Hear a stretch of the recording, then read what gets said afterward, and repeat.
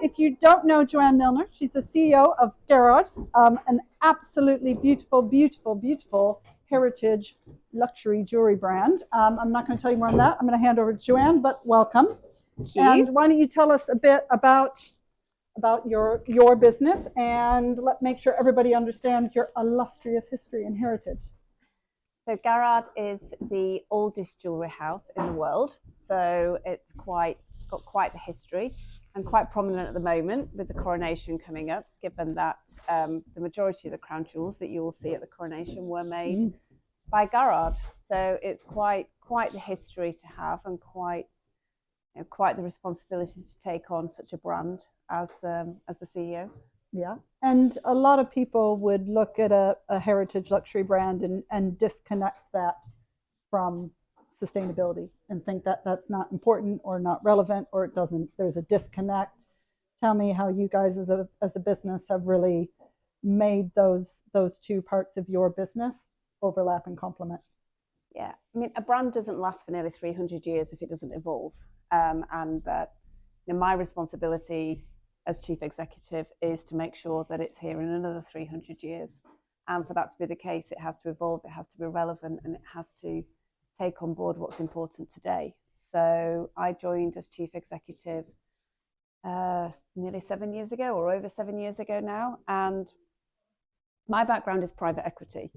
And one of the things that was always drilled into me is it's the first 100 days. And when we would invest in a new company, the first thing you do is a 100-day plan, because they say that the changes that you make in those first 100 days are the ones that really stick. And it's the same when you join a company. So I joined as chief executive, and I did my 100-day plan. And within that 100-day plan were all the things that I felt were essential for that business to be able to move forward and progress. And one of the key parts of that 100-day plan was the sustainability message and plan, and how we were going to continue to evolve. And what have been the sort of, how did you get started? Were your team on board? How do you start that journey when presumably if you come in as a person who's come in and done a 100-day plan, there's a lot of detail in the 100-day plan. So how do you prioritize that? How did you engage people with what must have been a sort of very new thing for the business? Got help from Positive Luxury. Yeah, there we go. Thanks. I would strongly advise. And that's the thing, is that you look into, and I came from a non-jewelry background. So when you're coming into a business like that, it's looking at everything. And my speciality is business. And therefore it was looking at every aspect of that. So it was looking at the business, the brand, and what it needed to be able to move forward in a strong way. So obviously you need to surround yourself by people who know those areas better than you do, which isn't difficult for me because there's a lot of areas that people know better than I do. And so, and this was one of them. So then it was going out and looking for help. And that bit actually was one of the most challenging parts, because there are so many different certification bodies, conflicting advice as to where you should start, what your focus should be. And one of the things that attracted me to Positive Luxury is that the clue is in the title, is the luxury aspect of it. And actually, it is a unique industry, and it's and jewelry within that is a very unique industry. So looking at how you can match the two to make sure your business plan incorporates the whole way through sustainability was something that that we worked on. We worked on together from the beginning. Yep, for sure. Do you consider sustainability part of a sort of modernization program for a heritage business, or is it more about relevancy? I would say it's more about relevancy than modernization, because it's not that it's relevant to everybody. Mm-hmm. It's not relevant to anybody who feels modern or not modern. It is something that crosses the board, and for me, it has to be something that is a core part of your business plan. And too often you see it as a side project. Yep. And it had to, my job was to put together that 100-day plan, and then it needed to intertwine the whole way through it. Not, on day 98, I look at sustainability. It was, all the way through.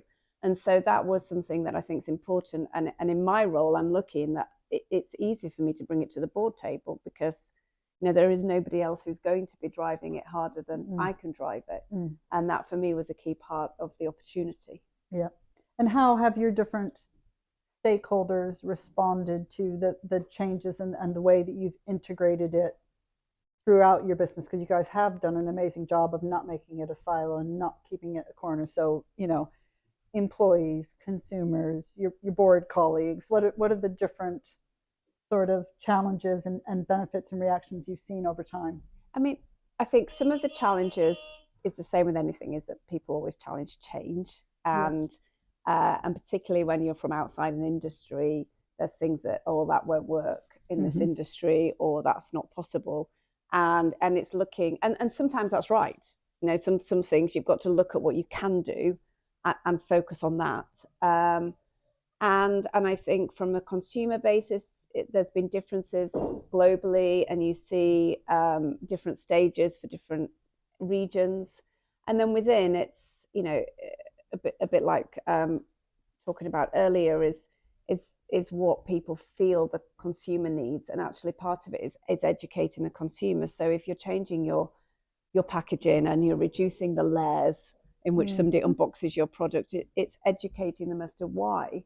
And then the support is there. If you just do it, then it can lose its mark. But I think you need to educate along the way as to the reasons for it.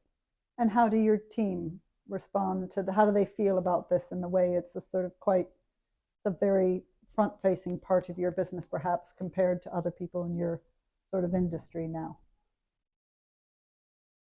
What we did from the start was integrate it into every different team. And I think that that's really important, because then they all have their view heard, so that things aren't, you don't say, oh, this is what you have to do from now on. And they're like, well, actually, that's really difficult, because that's not exactly how we operate. So from the beginning, we made it really a real integral part of all of our team meetings. The focus of everything we're doing is, okay, how do we do that in the most sustainable way?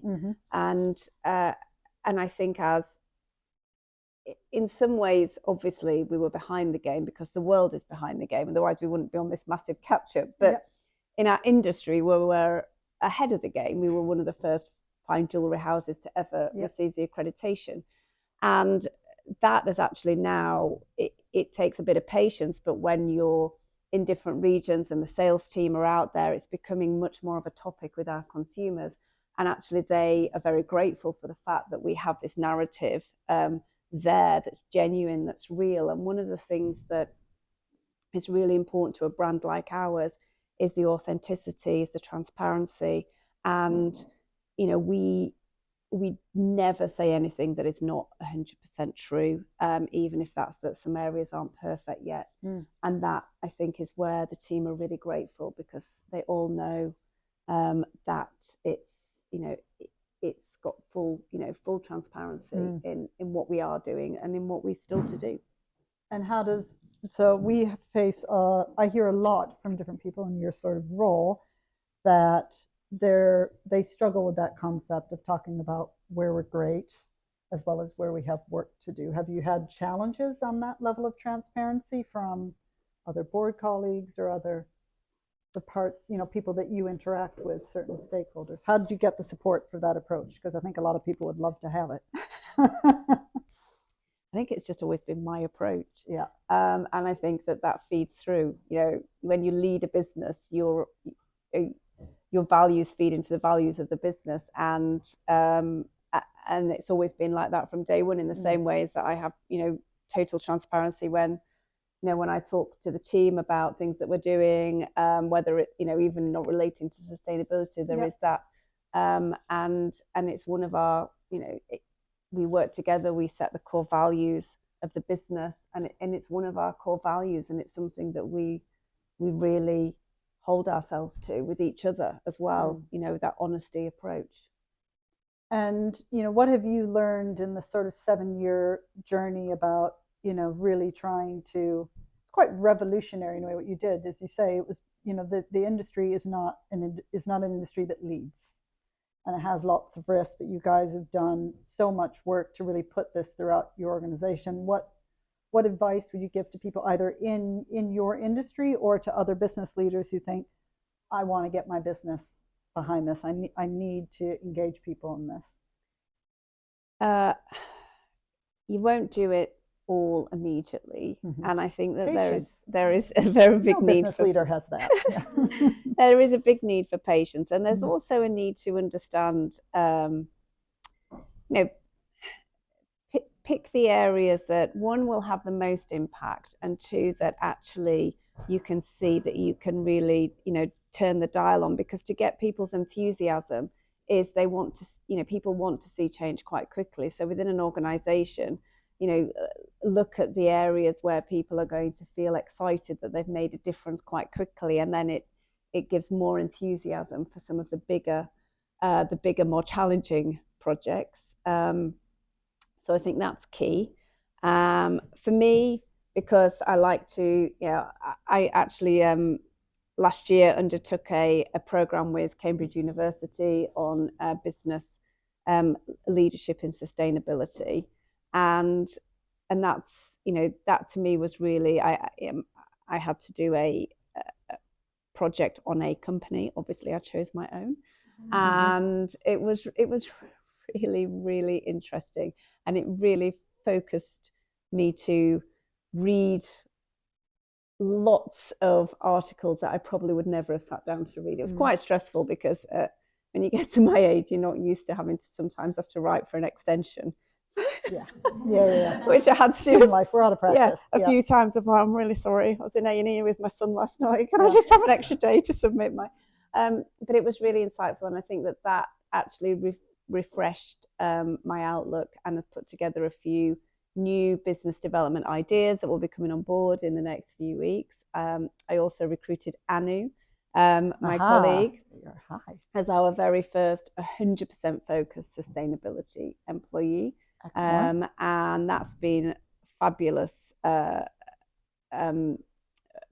everybody, really, because I think having that somebody there who's always focused on it, and a go-to to say, oh, actually, I'm needing to procure this, it is really, really useful. And just to keep that extra level of probing in everything that we're doing, and holding us accountable is great. So that's been a major step forward as well. When you were doing that course, did you look back at anything that the business over the last 7 years? Tell us about one sort of change or thing you did in your business in the 7 years to make yourself a more sustainable business that you look back and go, I'm so proud of that. Start measuring, because I think people go in straight away thinking, I'm going to change it, but actually they don't know where they're starting from. So then you can feel like you've done something amazing, but actually if you look at the impact, you think, oh, actually that didn't really turn the dial as much as it looks. And I think that it's something that I find really frustrating is when people are making this, and we've done this, and it's like, well, that's great, but what difference has it made? And actually the most painful thing we did was gathering all of our data, because it's hard. It's when you've never looked at it in that way before, and gathering all the data and actually knowing where you're starting from is the only way you can then see if what you're doing is successful. And that's the one thing, because it was painful. But we did. But you did it. We did it. Payback. And do you feel like that putting sustainability at the heart of that 100-day plan, has that been how much has that contributed to the brand's ongoing commercial success? How important do you think it is to the sort of, I guess, the financial performance of your organization in the past, in the present, and the future?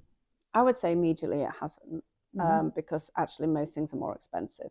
So when you're going down the packaging route, or you're looking at how you're sourcing various materials, especially when you're an independent like we are, and you haven't got really big buying power, it's more expensive. And it's a challenge commercially to make those decisions when you are, particularly the climate we're currently in, where everything is going up in price. And it's like anything in our day-to-day lives, to make the right decision is often the more expensive route, and it's not, and it's therefore not easy. But obviously the value of a business isn't just the today's finances, it's the brand value.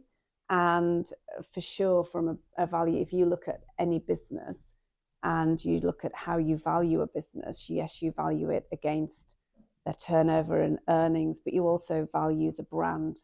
And for sure, the brand will be more valuable by having this at the heart of its focus than if it didn't. Yeah. So it depends how you're looking at it from a commercial perspective. Yeah. Good. Does anyone have any questions for Joanne? Excellent. You mentioned you had some good idea to have quick wins. Well, some of it was just bringing in new policies for employees. So, things that would help them to be sustainable. So things like your cycle to work program and all of those areas, and incentivizing from that and reducing the commuting emissions. The other was in relation to looking at how we package our, I don't mean packaging as in client consumer facing packaging, how we package for items that we ship. Mm-hmm. So again, that's something that is actually easier to change because its aesthetic isn't as important. What's much harder is when you're changing things that they're not quick wins, but they're very slow, painful wins, aren't they, Anu? But it's looking at those areas and actually being able to measure those and give the results. Changing energy suppliers, so all of our energy is renewable energy. Those types of areas are quite easy switches to make, have an impact, and allows you to be able to demonstrate to the team that the things that they're doing is actually impacting our overall emissions, etc. Great. Anyone else? Hi.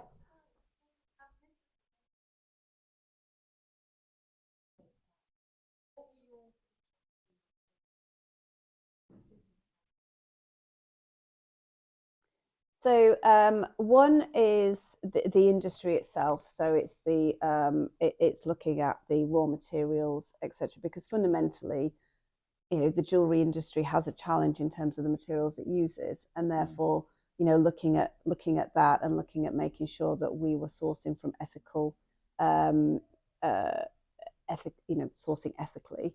And making sure that was all always taken into account and not just cost, etc. So that was one of the things, not necessarily a red flag that we weren't doing it. It was just something that I needed to focus on. Mm-hmm. And the other was around the people.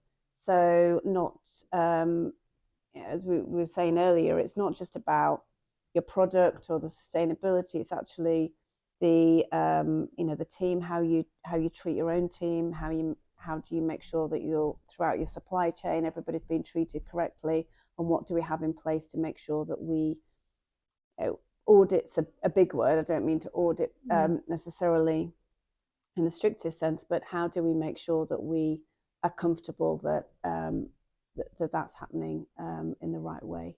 And then, the other area was really, where we operate and the partners that we work with. Because we work with partners globally, and it's making sure that we've got the right partners in place that carry our values. Great. Anyone else? Hi. So, what are your biggest challenges internally? I'd say an example. I don't know whether it's the biggest challenge, to be honest, but we are a relatively small team, and so actually putting on this extra layer of things you're expecting, mainly the measuring, is making sure that people are regularly doing it, looking at it, understand why they're looking at it, because it's all very good just to show, throw numbers into a spreadsheet, but if nobody's then looking at it and seeing what it means, then that in itself is hard. So it's the education around why it's so important. When, as I was saying, the immediate impact isn't obvious in terms of sales or profit. It's that part. And then in terms of when you're wanting to make changes, so for example, maybe around packaging, where it could be seen that it's, to some people, it might seem less luxury in what you're trying to achieve. And we are very much like the highest end of luxury. I would say the highest end of luxury is the air we breathe, the world we live in, all of those things. And therefore it's how do we make sure that we make the right decisions and not the easy decisions. I'm just wondering, how do you educate your rather higher where you sort of want to do it? How do you educate them with things that you're making? I think you'd be surprised how much people do care, actually. The provenance of a material is important, maybe not just because of the sustainability aspect of it, but from an investment perspective. And so actually it's important for many reasons to them. And it's you're right, there'll always be some people who just want something, and we would just say no, or we would explain why we don't do that. But it's part of what we sell. It's part of who we are. We don't lead with it always. It's there. It's not front and foremost on everything that we do. But interestingly, I would say in the last year we've seen a big turning point, probably in people inquiring in regions that they didn't before. It's become a much bigger focus, and actually, consumers. It's not just the younger consumers, but consumers. It's everywhere now. Everybody's seeing it. There's so much more, being marketed around it that wasn't necessarily there when I joined 7 years ago. That I think it's much more on people's radar. The world is catching up with people who were ahead of the curve, like Joanne. So, right, I want to congratulate you on your courage as a business leader. You were truly ahead of the curve. Positive Luxury's been incredibly proud to be with you and your team on that journey, and I'm grateful for you showing up today and spending some time with everyone. Thank you very much.